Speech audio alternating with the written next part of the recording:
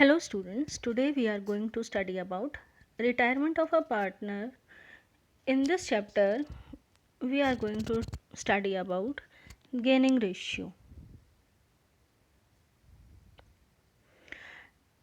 Learning outcomes. After going through this presentation, students will be able to understand meaning of retirement of a partner, effect of retirement of a partner on change in profit sharing ratio, develop the understanding for calculation of gaining ratio, differentiate between gaining ratio and sacrificing ratio. Now students, what is retirement of a partner? When one or more partner leave the firm and remaining partner continue to do the business, it is known as retirement of a partner due to some reason like old age, poor health, some strained relationships among the partners. An existing partner may decide to retire from the partnership business. A partner retires either with the consent of all partners or as per terms of the agreement or at his or her own will. यानी कि जब सारे partners सहमत हों तब वो retire हो सकता है, एग्रीमेंट के अनुसार रिटायर हो सकता है, अपनी विल के अनुसार, अपनी इच्छा के अनुसार भी रिटायर हो सकता है. Due to retirement, the existing partnership comes to an end and the remaining partners form a new agreement and the partnership firm is reconstituted with new terms and conditions. At the time of retirement, the retiring partner's claim is settled. Retirement के time पे existing partnership and हो जाती है, ख़त्म हो जाती है, यानी एग्रीमेंट जो एग्जिस्टिंग अभी चल रहा था वो एंड हो जाता है. Remaining partners form a new partnership agreement. The partnership firm is reconstituted and continues to do the business. At the time of retirement of a retiring partner, all his claims are settled. Adjustment क्या क्या बनेंगी? New profit sharing ratio and gaining ratio is to be calculated. Treatment of goodwill, revaluation of asset and liability, transfer of accumulated reserve, transfer of undistributed profit or loss, settlement of retiring partner dues, new capital of the partners, continuing. Now, new profit sharing ratio and gaining ratio. As soon as a partner retires, the profit sharing ratio of the continuing partners changes. The share of the retiring partner is distributed among the continuing partners. It means the retiring partner's share in profit is distributed among the remaining partners. In the absence of information, the continuing partners take the retiring partner's share in their profit sharing ratio or in an agreed ratio or equal ratio. New profit sharing ratio is the ratio in which the remaining partner will share future profits after retirement or death of a partner. New profit sharing क्या ratio क्या हुआ? जब retiring partner चला गया, उसका share जो remaining partners थे उन्होंने अग्रीड रेशियो में आपस में बांट लिया. अब जो नया अरेंजमेंट हुआ है उसके अनुसार जो न्यू प्रॉफिट शेयरिंग रेशियो है, that is called new profit sharing ratio of the remaining partner, which is determined after the retirement of the retiring partner. जैसा कि आप पिक्चर से भी पता कर सकते हैं, ये जो ऊपर खड़ा है पार्टनर, जो लेफ्ट हैंड साइड पे पार्टनर है, वो अपना शेयर दे रहा है किसको? जो रिमेनिंग पार्टनर हैं, और इनके पास में शेयर बढ़ जाएगा, इसलिए उनको क्योंकि ये शेयर मिल रहा है, they are gaining. Remaining partners are gaining because retiring partner is giving his or her share to the remaining partners. Now new share of the continuing partner is equal to old share plus gaining share. Now what is gaining ratio? The ratio in which retiring partner's share is distributed among continuing partner is known as gaining ratio. वह ratio जिसमें retiring partner का share continuing partner आपस में बांटते हैं वो gaining ratio कहलाता है. अगर हमें गेनिंग रेशियो का फॉर्मूला पता करना है that is new share minus existing share और द ओल्ड शेयर. न्यू में से ओल्ड को घटा देंगे तो हमारे पास में गेनिंग रेशियो आएगा, क्योंकि after retirement of retiring partner all the other or some of the partners have gained that share. The retiring partner's share is distributed among the continuing partner. That's why their new ratio is greater than the old ratio. तो new ratio में से new share में से existing share को घटा देंगे तो हमारे पास में गेनिंग शेयर आएगा, और उसी का अगर हम संबंध देख लेंगे, रिलेशनशिप देख लेंगे, तो that is called gaining ratio. Now difference between gaining ratio and sacrificing ratio. हमारा सैक्रिफाइसिंग रेशियो क्या होता है? Proportion in which old partner sacrifice their share in favour of new partner. जब नया पार्टनर आ रहा होता है, एडमिशन के टाइम पे हमने देखा है कि पुराने पार्टनर्स ने अपना जो एग्जिस्टिंग शेयर था वो सेक्रीफाइस किया ताकि नए पार्टनर को शेयर मिल सके. यानी कि यहाँ पे सेक्रीफाइस किया जा रहा है बाय द ओल्ड पार्टनर्स, इसलिए इसको हम सेक्रीफाइसिंग रेशियो कहते हैं. जबकि गेनिंग रेशियो में क्या है? रिटायरिंग पार्टनर जा रहा है, वो अपना शेयर छोड़ के जा रहा है, and that will be distributed among the continuing partner. It means the continuing partner are gaining that share. वो गेन कर रहे हैं, इसलिए इसको हम गेनिंग शेयर कहते हैं या गेनिंग रेशियो कहते हैं. Occasion. Sacrificing ratio is calculated at the time of admission of a new partner. Gaining ratio is calculated at the time of retirement or death of a partner. Formula अगर हम sacrificing ratio की बात करें, old share minus new share.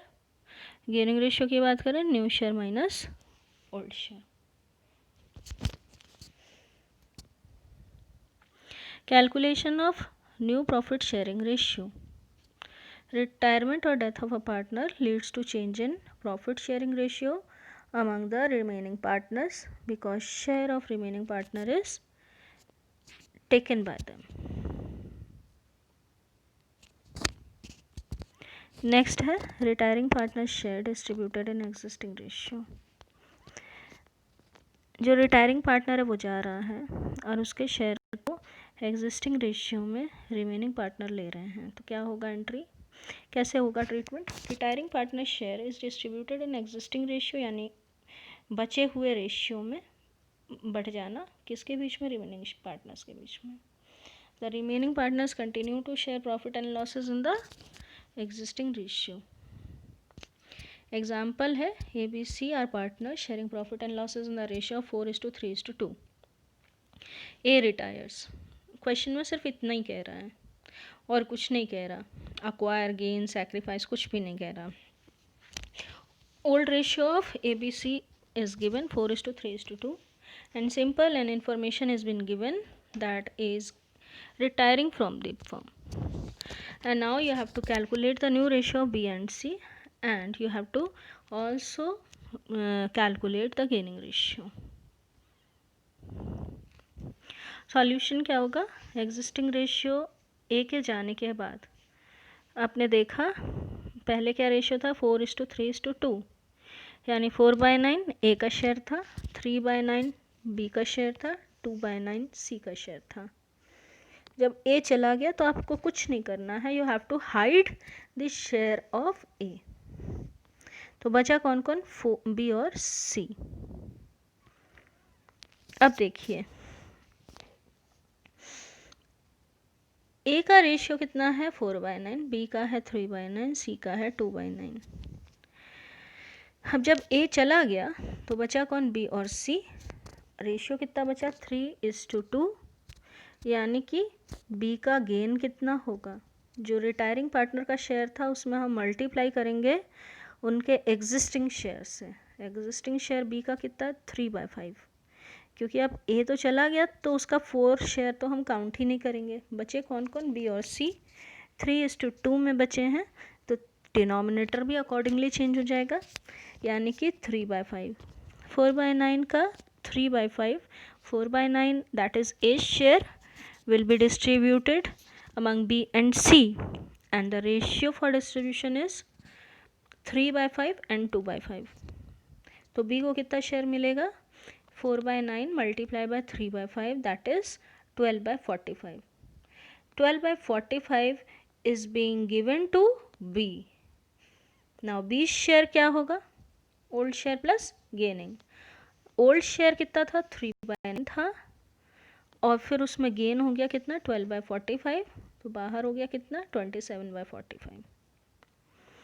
इसी तरह से सी का share देखेंगे, 4/9 मल्टीप्लाई बाय 2/5, आपका गेन कितना आया, 8/45।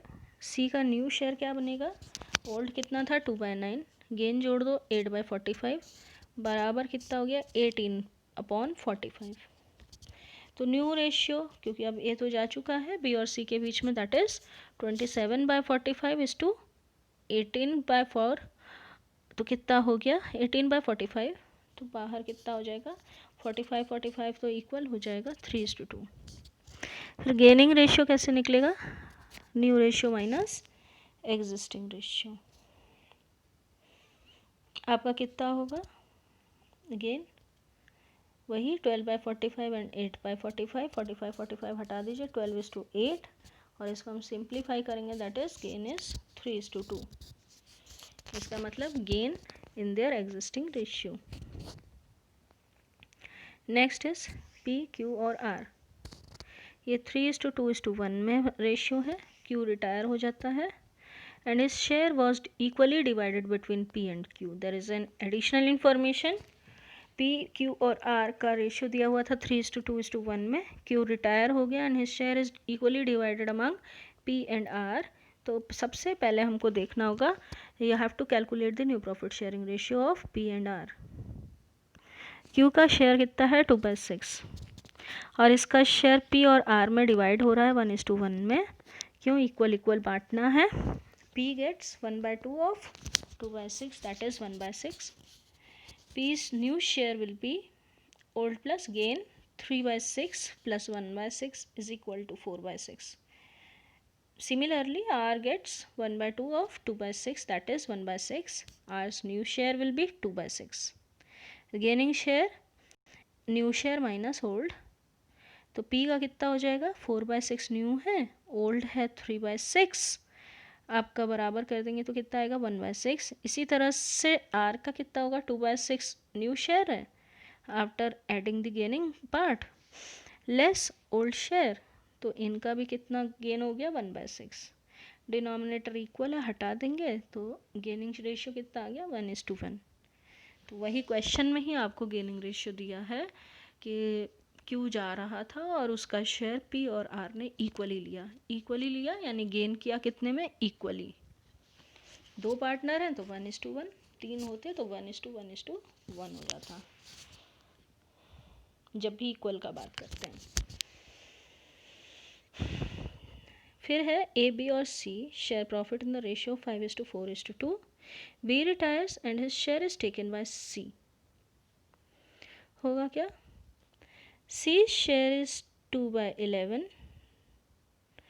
plus 4/11 is equal to 6/11।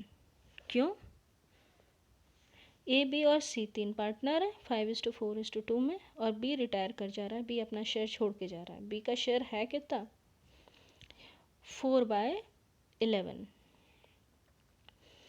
और उसका पूरा का पूरा शेयर इज टेकन बाय सी।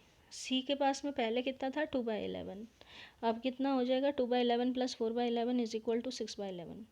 ए का share will remain unchange, that is 5/11। तो रेशियो क्या बनेगा, ए और सी का 5:6, बिकॉज 11 कॉमन है, और सी का गेन कितना आएगा, वो सिंपल दिया ही हुआ है 4/11। इसमें कोई भी डिस्ट्रीब्यूशन नहीं हो रहा है, क्योंकि पूरा का पूरा बी का शेयर कौन ले जा रहा है, सी। Thank you.